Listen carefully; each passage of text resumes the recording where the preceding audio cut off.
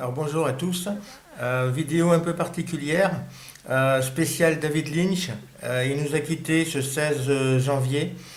C'était mon réalisateur préféré, parmi d'autres, comme Lars von Trier, comme Michael Haneke, comme Tony Gatliff, Alfred Hitchcock, Akira Kurosawa et d'autres.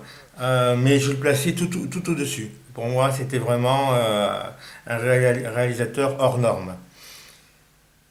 Donc, je suis triste hein, depuis tout ce temps. Bon, même il ne faisait plus rien au niveau film, il était quand même toujours en activité. C'est un peintre, c'est un dessinateur, c'est un musicien, un chanteur.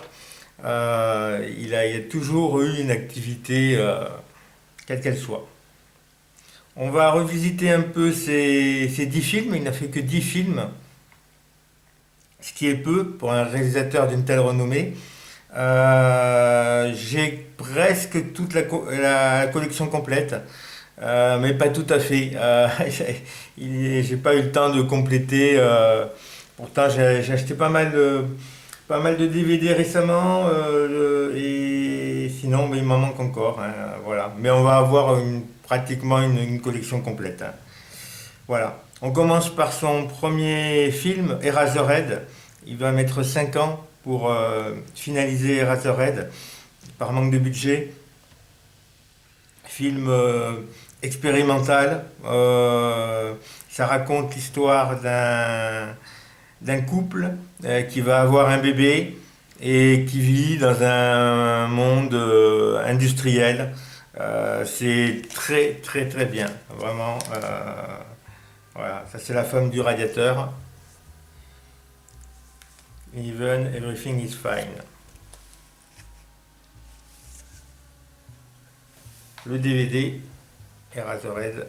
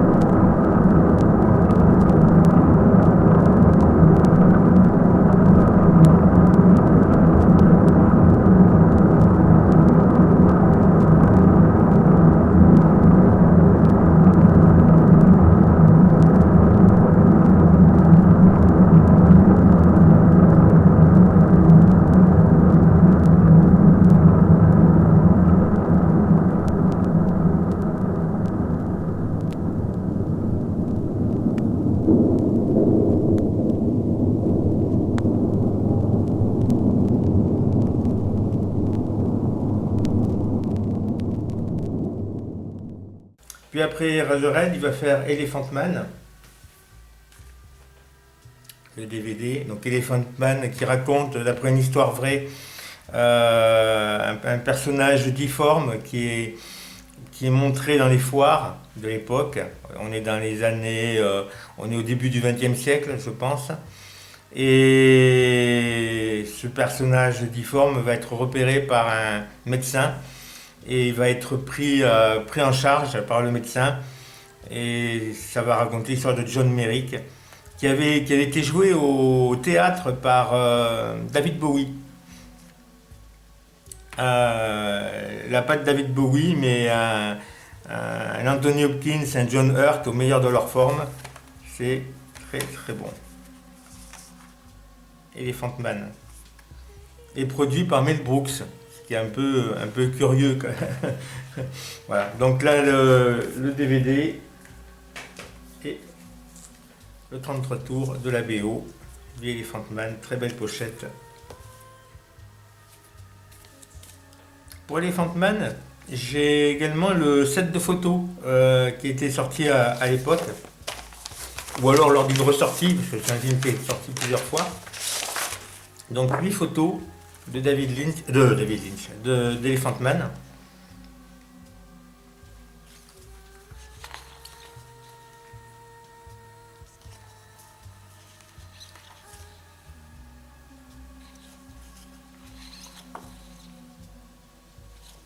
Donc c'était les photos qui étaient mises à l'extérieur du cinéma, sur le mur du cinéma, pour inviter le chaland à rentrer dans la salle de cinéma, voir le film.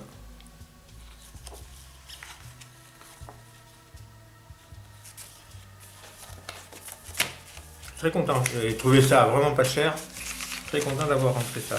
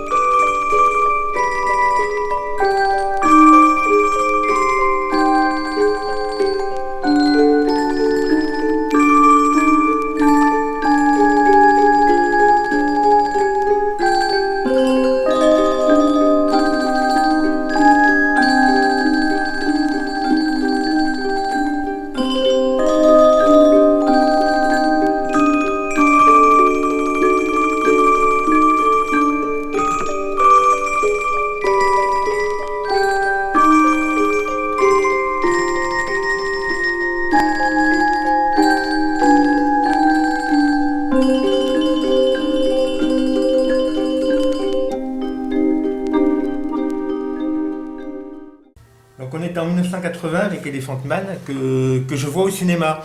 Et en 80 j'ai 12 ans et autant vous dire qu'Elephant Man à 12 ans, ben, ça fait très peur. Hein. Je m'en souviens encore.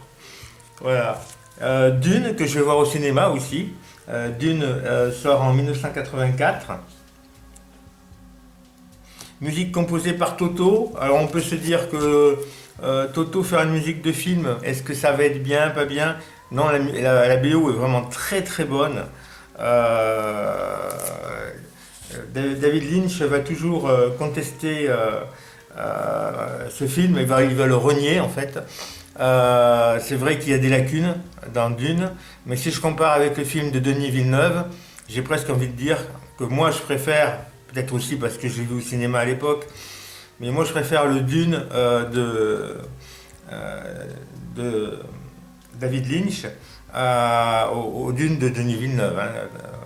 Même si le Dune de Denis Villeneuve a des qualités, le Dune de Lynch, il a des défauts, certes, mais il est en fait trop brouillon. De ce que je me souviens, c'est que c'était un film.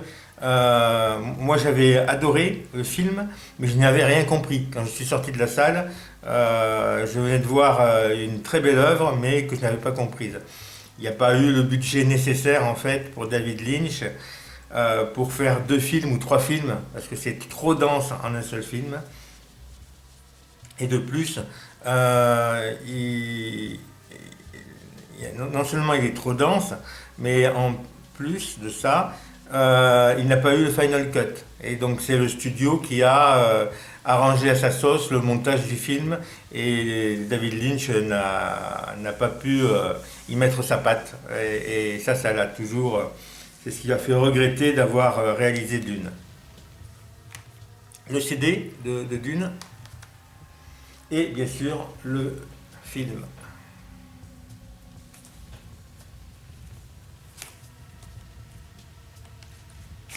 Et je pense que comme c'est un spécial, il y a ouais, voilà, il y a 3 CD. Alors, ah oui, on a Dune, la version inédite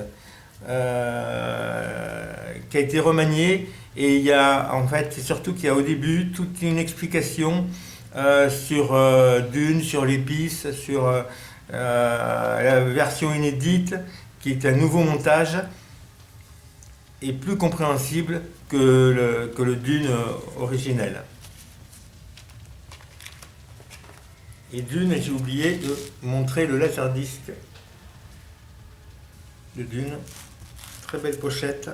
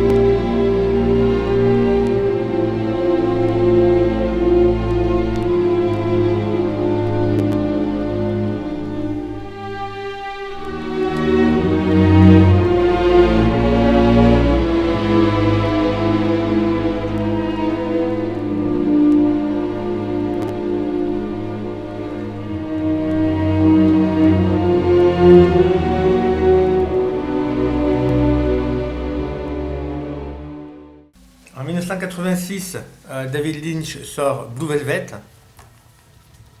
Très bon film aussi. Une petite ville américaine tranquille comme il en existe tant d'autres. Détective amateur, Jeffrey Beaumont découvre en épiant la chanteuse Dorothy Valence que la petite bourgade de Lamberton abrite des individus louches aux mœurs douteuses. Blue Velvet, la BO. Donc musique composée par Angelo Badalamenti.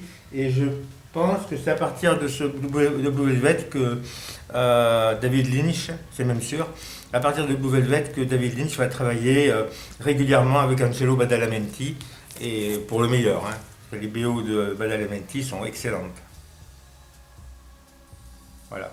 Et on retrouve Kyle MacLachlan, j'espère que je prononce bien, qui était déjà dans Dune et qui va devenir un personnage un peu récurrent dans les films de Lynch, notamment dans la série Twin Peaks. Il y a également Isabella Rossellini qui va être la femme de David Lynch pendant quelques années. Et il y aura Laura Dern également, avec qui il va refaire des films.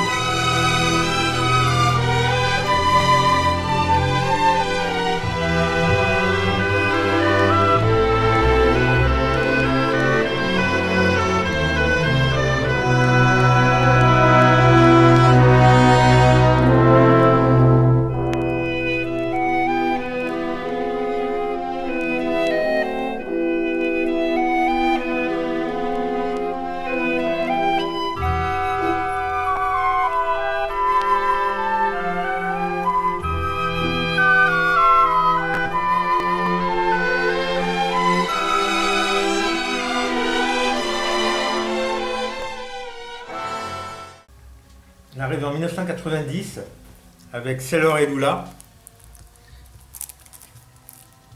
Sailor et Lula va être une palme d'or à Cannes,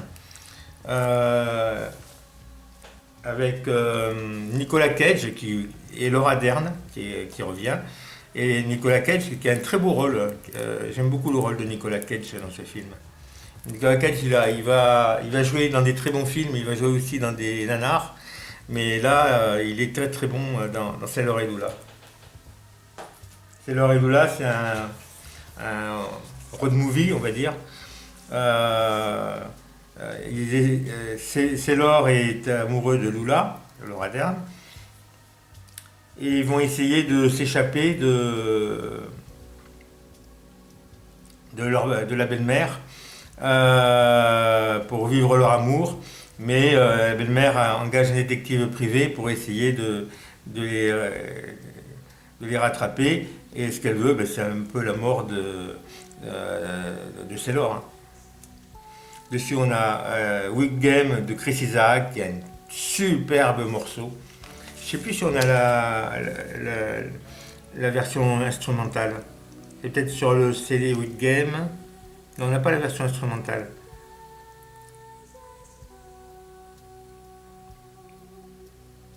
Et on retrouve, David Lynch est mort d'un emphysème, c'est une maladie pulmonaire, parce qu'il avait l'habitude de fumer énormément. Il a même dit qu'il ne regrettait pas, que malgré sa maladie, il ne regrettait pas d'avoir autant fumé, parce que pour lui c'était un tel plaisir que ça dépassait en fait le stade de la maladie. Dans beaucoup de ses œuvres, on retrouve le feu. Là, par exemple, il y a Up in Flames, ça c'est quand la maison brûle. Et je me rappelle qu'il était passé à Paris en concert. Bon, pour moi, c'était trop loin, je ne pouvais pas le voir, j'aurais bien aimé. Mais il disait lors de l'interview, je ne sais pas ce qui peut se passer, peut-être que je vais m'enflammer. Et dans White Hat Heart, l'allumette qu'on craque, qui fait la flamme, on la revoit, il me semble, plusieurs fois dans le film. Et dans d'autres œuvres, c'est pareil, ça va revenir. Le feu, j'ai les affiches des films aussi. J'ai beaucoup d'affiches de films, notamment de David Lynch. Alors c'est des grandes affiches, donc je ne peux pas les présenter en vidéo. Mais pour la pub de White Hat Heart, l'affiche c'est mise à feu à telle date. Voilà. C'est dire l'importance du feu. Et donc, suite à l'incendie qui a ravagé Los Angeles, David Lynch a été déplacé de sa maison, puisqu'il habite sur les hauteurs de Los Angeles. Je crois même qu'il a 2 maisons. Je crois qu'il possède 2 maisons à Hollywood. Et il a été déplacé, il est parti chez sa fille. Et il était sous assistance respiratoire. Et il est décédé quelques jours après. Donc il a vu Hollywood brûler. Alors je ne dis pas qu'il avait prédit ça, mais lui qui parlait souvent de feu, de flamme, même il disait que quand il fumait, il aimait bien rien que le fait de craquer une allumette. C'est assez bizarre de le voir partir quand Hollywood justement brûle. Et lui qui a jeté quand même quelques piques contre le système hollywoodien dans ses films.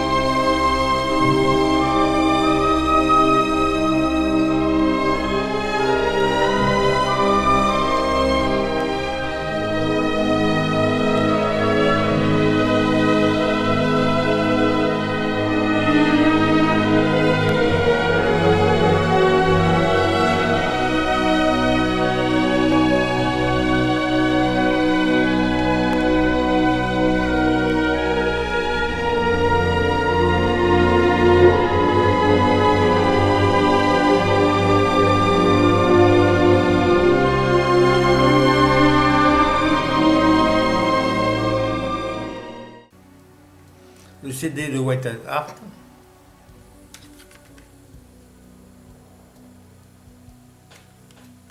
On reste en 1990 avec Industrial Symphony numéro 1. Il n'y aura jamais numéro 2.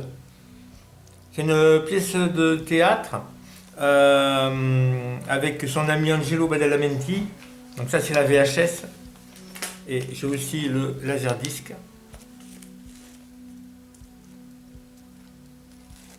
On retrouve Up in Flames, le même titre qu'il y avait sur White Hat Heart. On retrouve également Julie Cruise qui va apparaître dans des épisodes de Twin Peaks.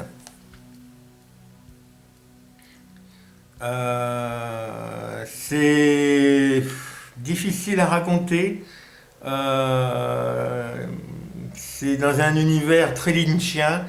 Je l'ai regardé, mais il faudrait que je le revoie. Ça fait trop longtemps que je l'ai pas revu.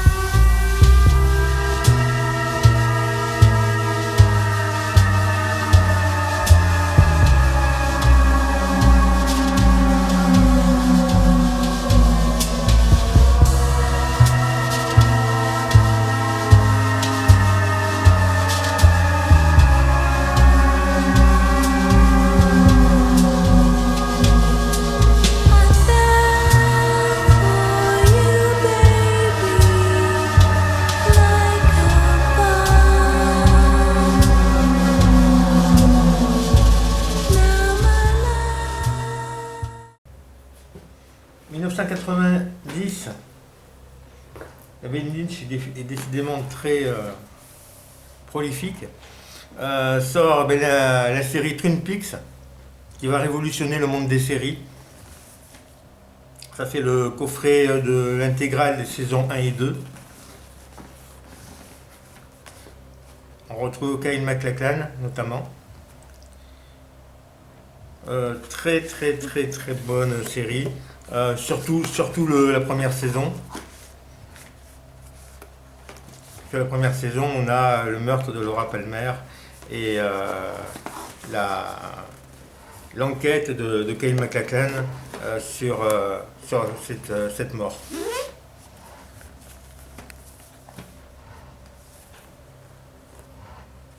Le CD de la BO,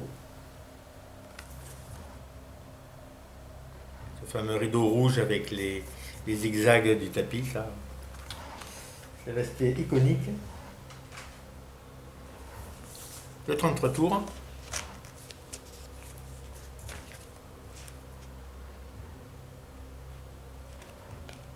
Avec Angelo Badalamenti, bien sûr. Un livre de Guy Astic encore, Twin Peaks, les laboratoires de David Lynch. Donc il va disséquer un peu les différents épisodes de la série. Un feu venu de plus loin. Et c'est vrai que dans Twin Peaks aussi, il y a la Syrie qui brûle. Il y a toujours des incendies chez Lynch.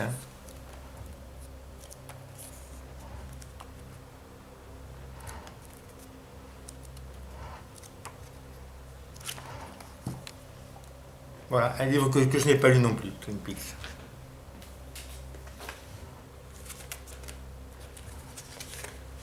Ça c'est Twin Peaks saison 2. Donc c'est un Varius. Comprendre divers. Très belle ouverture de pochette. Je crois que je l'avais présenté dans une vidéo.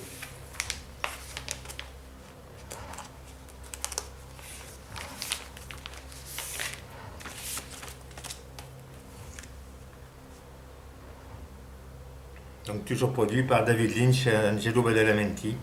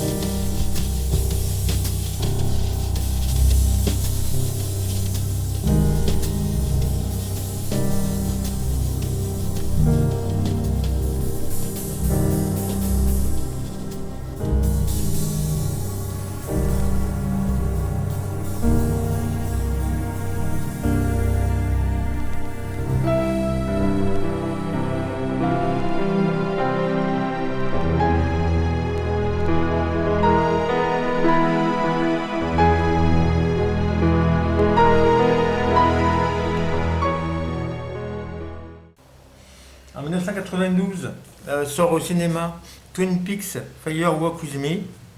C'est en français les 7 derniers jours de Laura Palmer. Je dirais pas que j'ai énormément apprécié. Il y a la présence de David Bowie notamment, mais qui joue un petit rôle, qui apparaît quelques minutes.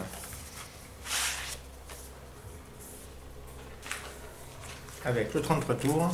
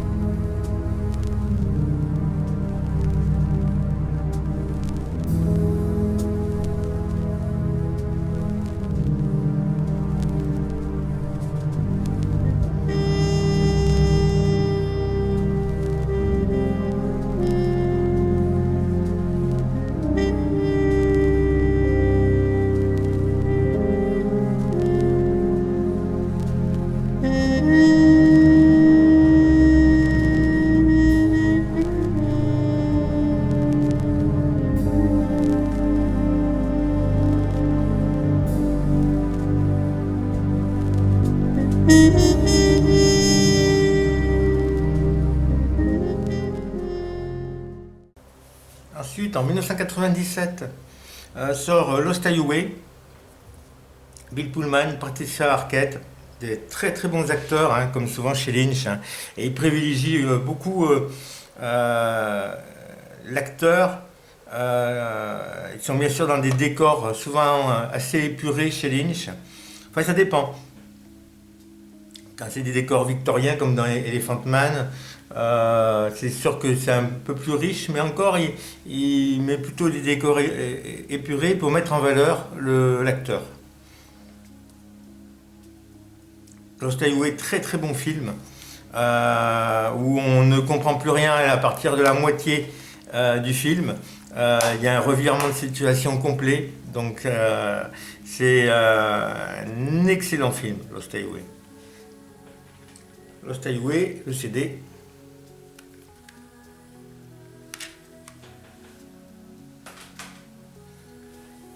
Lost Highway, le vinyle.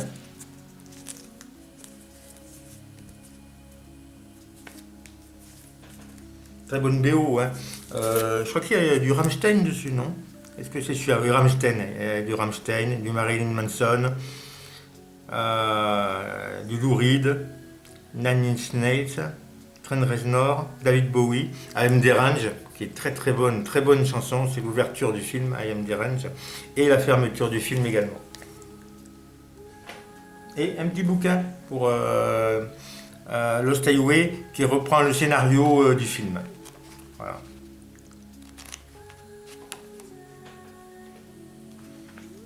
Un autre livre aussi sur Lost Highway, Le Purgatoire des Sens, par Guy Astic. Un livre que j'ai encore pas pris le temps de lire. Je l'ai pourtant depuis très longtemps. Qui réexplique le film. Le film, je vais me répéter, mais qui est excellent.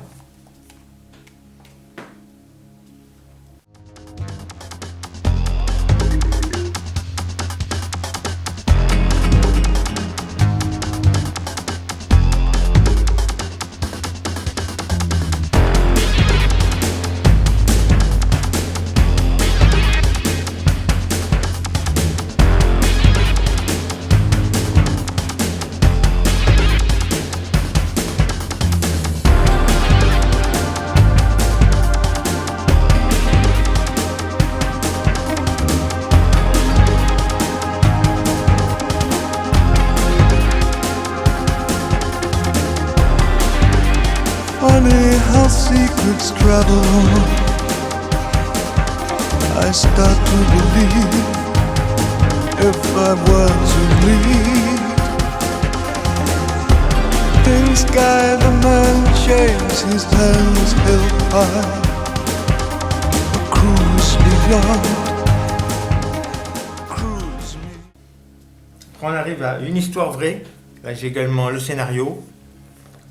Qui doit être en deux langues, anglais et français. Ouais, c'est ça.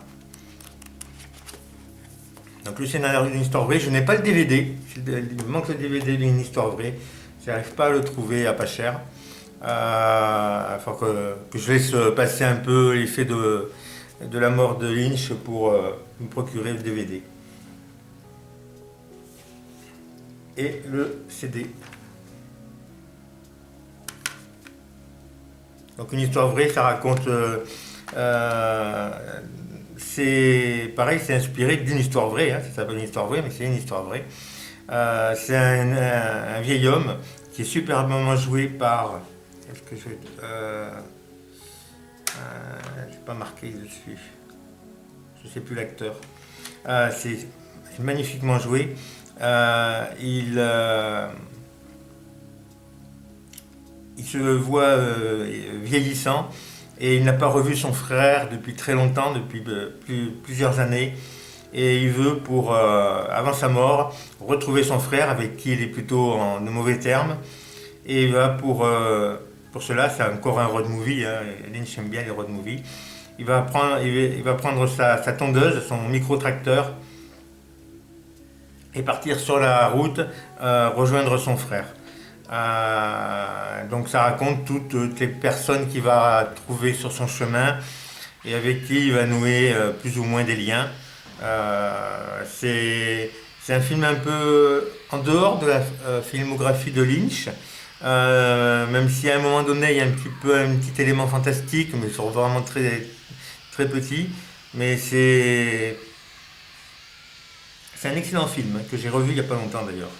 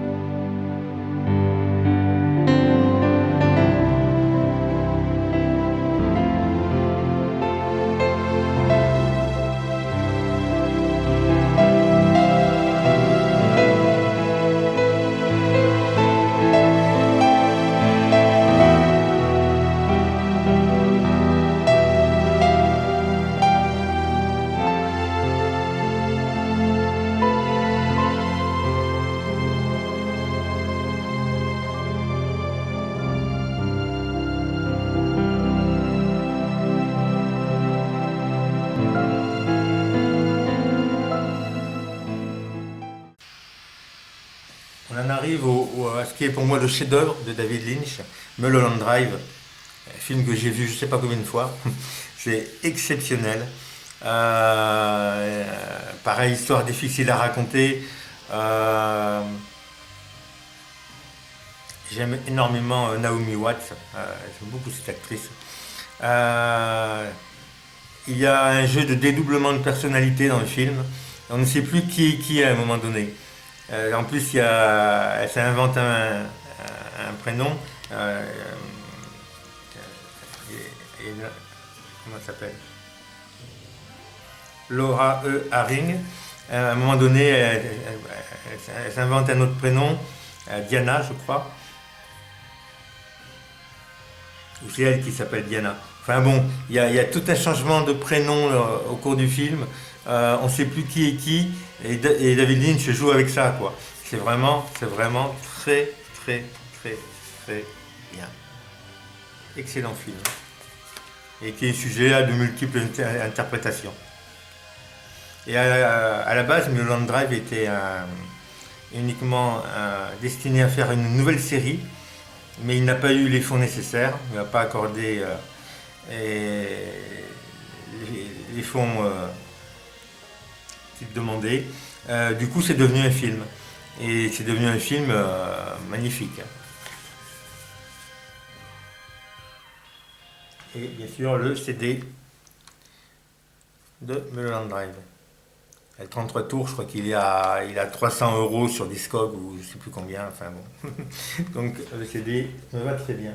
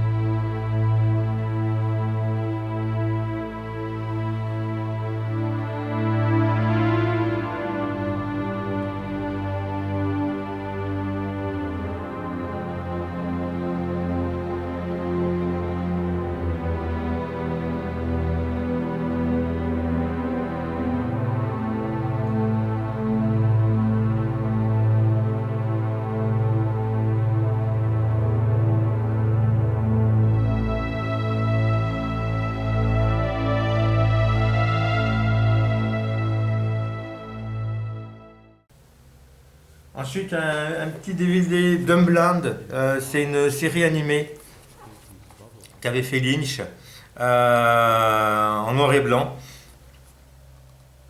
Une curiosité. Vu l'œuvre de Lynch, tout est curiosité chez lui. Hein. On termine par son dernier film, Inland Empire, en 2006, avec Laura Dern. Film qu'il a tourné en... Alors c'est pas une caméra Super 8, mais c'est une caméra vidéo des années 90-2000. Et donc ça fait une image un peu difforme ou un peu floue parfois. Je trouve que c'est assez difficile à regarder. Le film dure, je crois, 2h30, quelque chose comme ça. Et pour moi, c'est pas mon film préféré. Hein. Oui, 2h50, presque 3h. C'est Inland Empire. Mais on peut lui reconnaître à David Lynch d'expérimenter encore. C'est-à-dire malgré tout ce qu'il a fait, il expérimente encore à nouveau avec Inland Empire. Voilà. J'ai revu récemment, j'avais vu au cinéma à sa sortie, j'avais moyennement aimé, en le revoyant, c'est trop long. C'est un bon film, mais trop long. Voilà. Et en 2017, on a Twin Peaks The Return. 18 épisodes de mémoire, dont le 8e qui est totalement expérimental. On ne sait plus du tout où on est. David Lynch est en roue libre. Il est exceptionnel, l'épisode 8. C'est vraiment un très très bon... Et c'est un très bon retour de la série. Pareil, on se perd avec Kyle MacLachlan qui revient et qui joue 2 rôles à la fois. Il y a beaucoup d'humour dans la série. David Lynch avait beaucoup d'humour dans tous ses films. Il y a des pointes d'humour, des fois d'humour noir, mais c'est souvent humoristique. Ensuite, on ne s'arrête pas là. On a les projets musicaux de David Lynch. Donc Blue Bob, que j'avais déjà présenté lors d'un vinyle tag peut-être, je crois. Voilà, avec son coffret. J'ai jamais compris comment ça tenait ce truc. Et un petit livret de photos.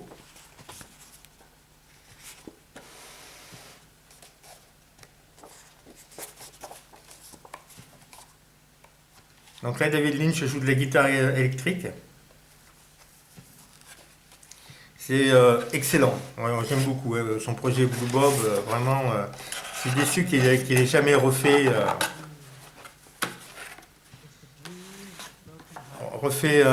quelque chose avec John Neff.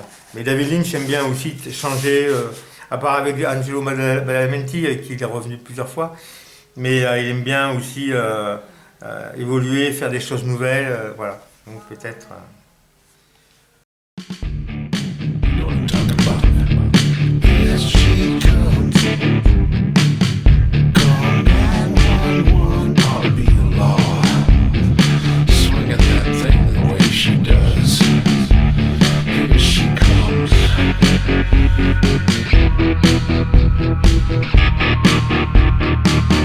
This girl's a monster. Here she comes running. Watch out. Here she comes. Watch out. Mayhem in the street. Damn, baby, where you come from?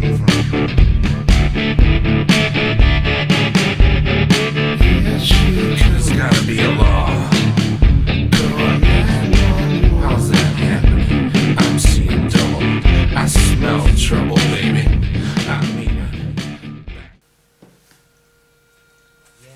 Ensuite, il a fait un album Crazy Clown Time.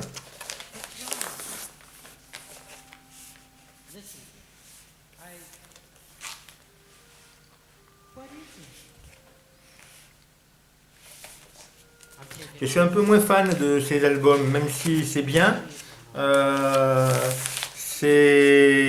Il chante avec une voix vocodée. C'est un peu curieux, quoi.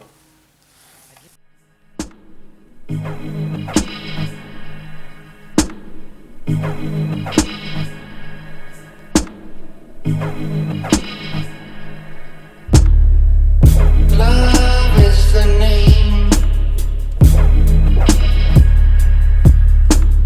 in the wind.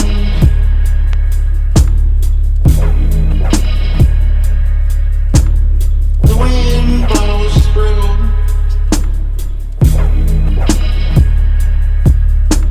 The trees and the stars.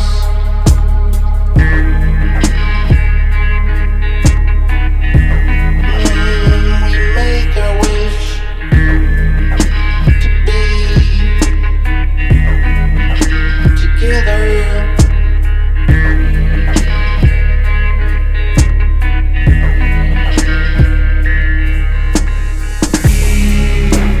This night.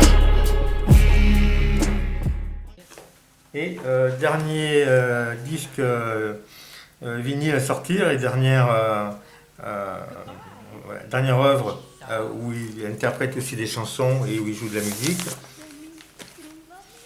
The Big Dream. I can't. I mean, I gotta go.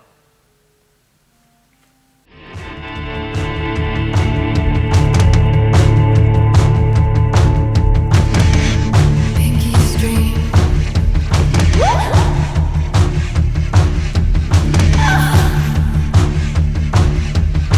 Watch the room. Please, Pinky, watch the room. Please, Pinky, watch the room. Please, Pinky, watch the room. Please, Pinky, watch the room.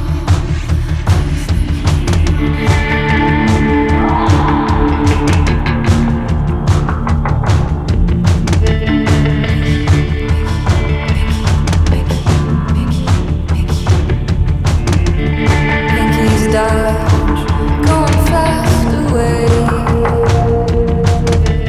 Purple, going up away.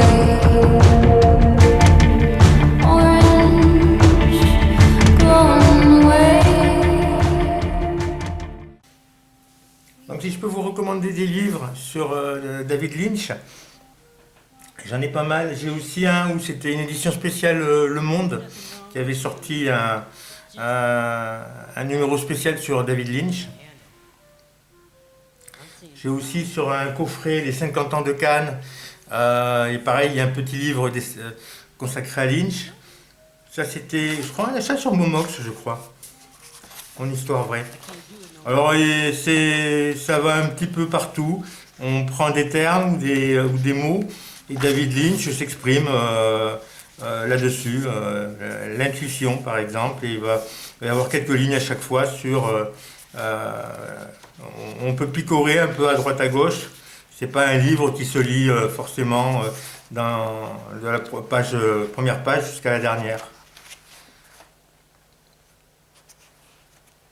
Par exemple, le coffret et la clé, donc ça c'est dans Mulholland Drive, hein, et répond « Je ne sais absolument pas de quoi il s'agit », alors qu'il les a placés exprès dans le film. On a un très beau livre, là, David Lynch, entretien par Chris Rodley, paru au Cahier du cinéma. Il y a eu une nouvelle édition depuis, hein, moi elle est plus ancienne. Très beau livre avec plein de photos. Interview de David Lynch qui s'exprime sur la réalisation de ses films sans forcément en donner le sens. Hein.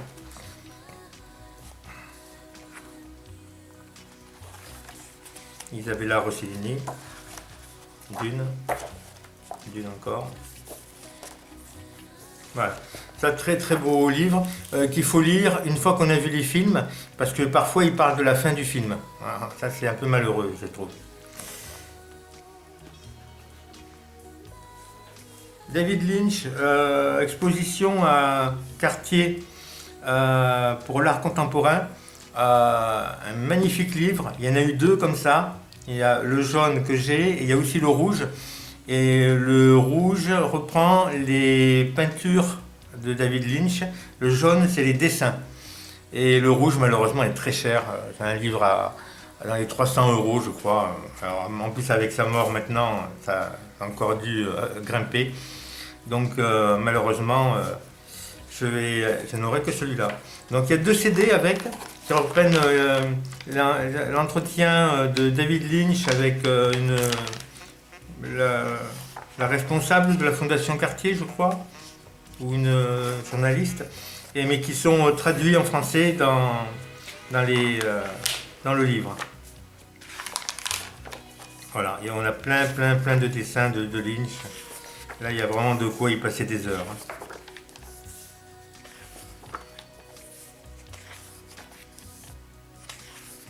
Ça, j'avais acheté sur le Bon Coin, pas très cher.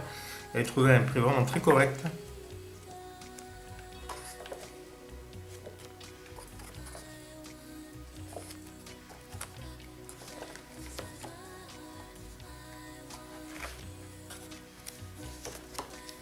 Oui, ça fait combien? Ça fait 400 pages.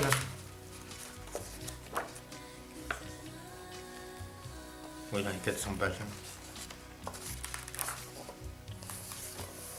Des photos de Lynch aussi là. On a quelques photos. Il y a un livre aussi, David Lynch en images, que je n'ai pas.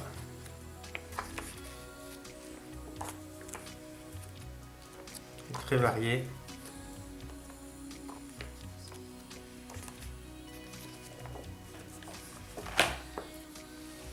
Bon, eh bien, c'est sur ces différents livres de Lynch qu'on va se quitter.